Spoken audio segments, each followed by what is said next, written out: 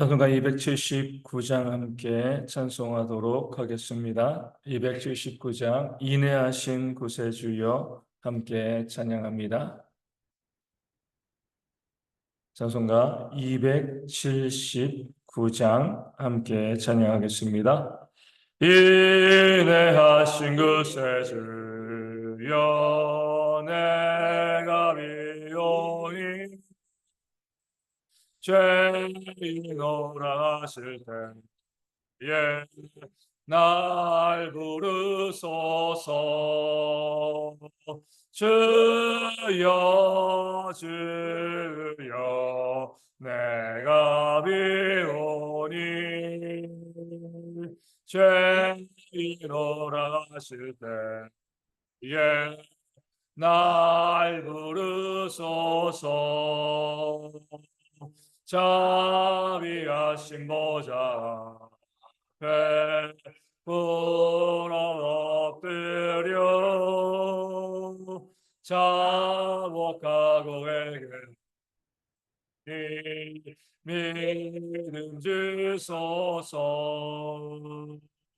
주여 주여 내가 비오니 죄인오라 하실 때에 날 부르소서. 주의 공로 의지하여 주께 가오니 상한 마음을 고치시고 구원하소서. 주여 주여 내가 비오니 죄인오라 하실 때에 날 부르소서. 만복 근원 우리 주여 위로하소서. 우리 주와 같으시니 어디 있을까. 주여 주여 내가 비오니 죄인오라 하실 때에 날 부르소서.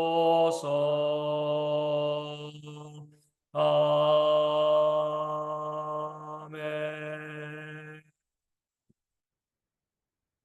사도신경으로 우리의 신앙을 함께 고백합니다.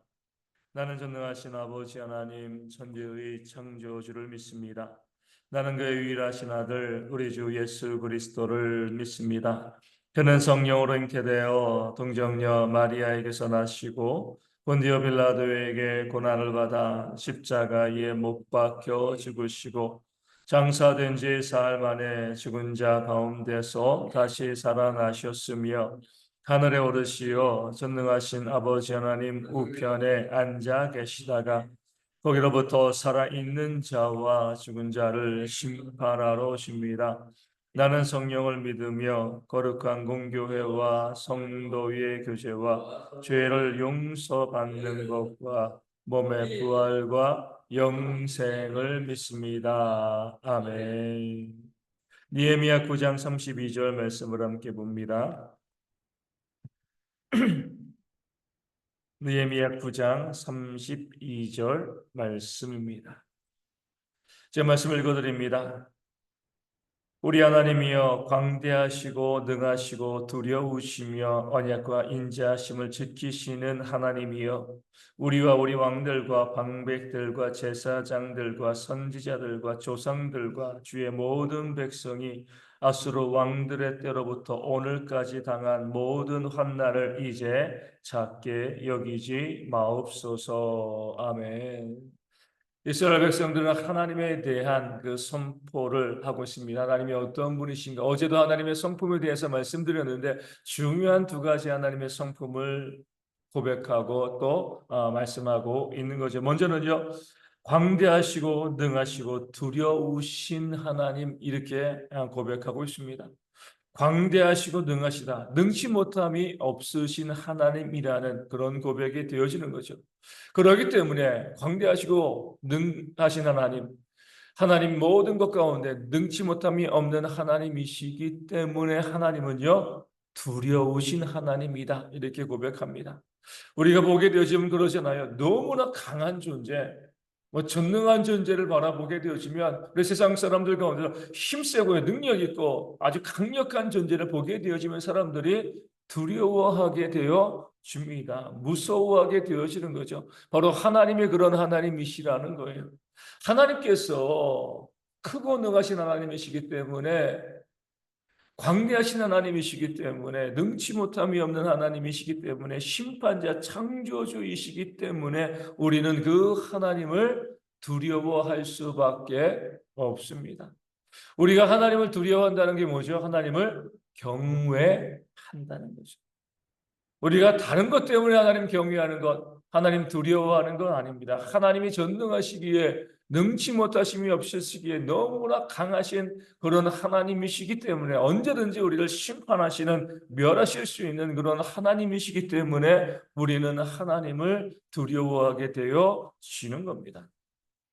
하나님을 가벼이 여기는 사람들이 있습니다. 왜 가벼이 여기죠? 하나님이 어떤 분이신지 알지 못하기 때문에 그래요. 광대하시고 능하신, 심판하시는 그런 하나님이라는 사실을 알지 못하니까요, 하나님에 대해서 가볍게 여기고요, 하나님을 대하고 하나님을 섬기는 모든 삶에 있어서요, 헌신하지 못하고 최선을 다하지 못하게 되어지는 겁니다. 어리석은 거죠. 하나님이 어떤 분이신지 알지 못하기 때문에 하나님을 가볍게 취급하고요, 하찮게 취급하는 그런 모습이 있는 거죠. 정말 하나님을 믿는 사람들, 하나님이 어떤 분인지 알고 있는 그런 성도들이라고 하면요, 하나님을 두려워할 수밖에 없습니다. 광대하시고 능하신 하나님, 전능하신 하나님, 그 하나님의 힘에 압도당하여서 하나님을 경외하는 그런 삶, 하나님이 우리의 삶에 가장 우선이 되어지는 그런 삶을 살아가는 성도들이 하나님을 아는 지식이 있는 그런 성도가 되어지는 겁니다. 그리고 나서 이스라엘 백성들은요, 그 하나님에 대해서 언약과 인자심을 지키시는 하나님이시다, 이렇게 말씀하고 있습니다. 두려우신 하나님이시지만 우리 가운데 약속을 주시고 약속을 지키시는 또 인자하신 하나님이시다, 사랑의 하나님이시다, 이 사실을 우리 가운데 알려주고 있는 거죠. 그냥 하나님께서 크고 두려우신 그런 하나님이라고 하면 우리가 얼마나 힘들겠습니까? 그 하나님께서 택함을 받은 우리 가운데 약속을 만드시고 지켜주시면서 우리에게 선물 주시길 좋아하시고요, 복 주시기 좋아하시고, 또 우리 가운데 인자와 긍휼과 사랑을 한없이 베푸시는 그런 하나님이시다, 이 사실을 우리 가운데 알려주고 있는 겁니다. 그러니까 얼마나 큰 기쁨이 되겠습니까? 그 강력하신 하나님, 심판주 하나님께서 나를 사랑하신다. 아무리 강력한 자, 아무리 힘 있는 자라 할지라도요, 그 자녀들은 어때요? 그 강력한 존재가 자신들을 사랑하면은요, 두려워하지만 또 그 안에서 자유함과 기쁨을 마음껏 누릴 수 있게 되어집니다. 그 크고 강대하신 하나님께서 나를 대적하시면 이건 정말 답이 나오지 않는 모습이지만, 그 능력 있는 하나님이, 전능하신 하나님께서 나를 보호하시고 인도하시고 긍휼과 사랑으로 나와 함께 하신다라고 하면 우리가 무엇이 두렵겠습니까? 하나님은 두려워하지만 세상의 그 어떤 것도 우리가 두려워할 이유가 없게 되어지는 거죠. 그런 하나님이십니다. 그렇게 능력 있고 전능하신 하나님께서 우리를 얼마나 사랑하시는가, 이 고백이요, 오늘 말씀 가운데 나와 있는 겁니다. 어떤 사람들은 하나님을 그냥 무서운 하나님, 두려운 하나님, 이렇게만 생각합니다. 그러니까 하나님 앞에서 늘 주눅 들어 있는 거예요. 무서워하는 거예요. 나를 심판하실까? 나에게 진노하시고 나를 저주하시지 않을까? 이런 마음 가지고요, 늘 하나님 앞에 두려워만 하는 그런 사람들이 있습니다. 잘못된 신앙이죠. 정반대로 하나님의 사랑만을 이야기해요. 제멋대로 신앙생활을 하는 거죠. 이렇게도 용서해 주실 거야. 이렇게도 용서해 주실 거야. 이것 또한 잘못된 신앙이 되어집니다. 하나님을 가벼이 여기기 때문에 그래요. 오늘 이스라엘 백성들이 고백한 것처럼 두려우시되 사랑하시는 하나님. 그 존재 자체는 너무나 강력하고 대단한 그런 심판자이신데, 그 심판자가 우리를 사랑하신다는 그 사실을 알고 신앙생활을 해 나갈 때 하나님에 대한 온전한 고백, 우리의 신앙이 바르게 세움받는 그런 역사가 일어나게 되어질 줄로 믿습니다. 그런 하나님을 고백하면서 이스라엘 백성들이 이렇게 이야기하고 있습니다. 하나님이여, 우리와 우리 왕들과 방백들, 제사장들, 선지자들, 조상들과 주의 모든 백성들이 아수르 왕 때부터 오늘까지 당한 모든 환난을 이제 작게 여기지 마옵소서. 그 아수르 왕이 무엇을 했습니까? 북이스라엘을 진멸시키고요, 또 이스기야 왕 때의 남유다를 공격하고 엄청난 피해를 주었습니다. 그리고 물러갔지만 그 위에 바벨론의 느부갓네살 왕이 와서 남유다를 멸망시키고요, 성전을 다 무너뜨리고 이스라엘 백성들을 또 바벨론으로 또 잡아가고요, 또 그 땅 가운데서 얼마나 많은 그 포로민으로 또 노예로서 많은 고난과 어려움을 당했습니까? 그리고 다시 귀환하였습니다. 귀환하였는데도요, 여전히 그 삶 가운데 많은 고난과 어려움이 있는 거죠. 그럴 때에 하나님, 우리가 이렇게 많이 고난받고요, 이렇게 많이 고생하고 있습니다. 그것이 우리의 범죄에 대한 하나님의 심판, 공의로운 심판인 줄로 믿습니다. 우리가 거기에 대해서 원망하지 않습니다.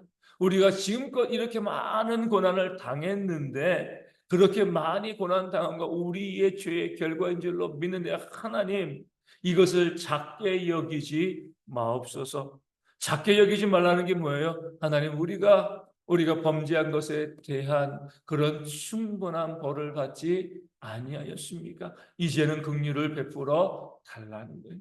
우리가 범죄하고요, 마땅히 죽어 마땅하고 그런 자인데, 하나님께서 우리의 죄에 대해서 심판하시고요, 우리가 그 심판으로 이렇게 고생하고요, 고난을 당하고 있습니다. 그런 고난 가운데 있는데, 이제 하나님 긍휼을 베풀어 주시고, 우리가 죄값을 치렀으니까 이제 우리 가운데 하나님, 그 두려우신 하나님께서 인자를 더하심으로 이 모든 어려움 가운데 우리를 벗어나게 해달라, 그렇게 기도하고 있는 이스라엘 백성들의 지혜로운 모습이 오늘 본문 가운데 나와 있습니다. 하나님은요, 공의와 사랑이 하나님이시죠. 그러기에 우리가 범죄하고 잘못하였을 때 그 죄에 대한 죄값을 반드시 받게 합니다. 그 죄값이 있는 거예요. 잘못 오해하시는 분들이 있습니다. 우리가 아무리 죄를 지어도 회개하면 뭐 다 용서받는 거겠지. 근데 하나님께서는요, 우리가 범죄한 것에 대한 죄값을 치르게 하시고요, 그 죄값이 치러졌을 때 그 회개를 받아 주시는 하나님이십니다. 공의로우신 하나님이시기 때문에 그래요.